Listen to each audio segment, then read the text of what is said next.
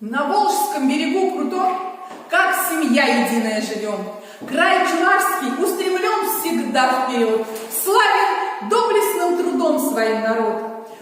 Светлый праздник, как к друзьям, приглашаем на столетие республики всех к нам. Вас приветствует народный вокальный ансамбль «Лени» Алтышевского сельского дома культуры Алатырского района Чувашской республики. Мы хотим пожелать нашей любимой республике процветания, счастья, верных и надежных друзей, сохранения своих традиций, новых свершений, уверенности в будущем, чтобы жить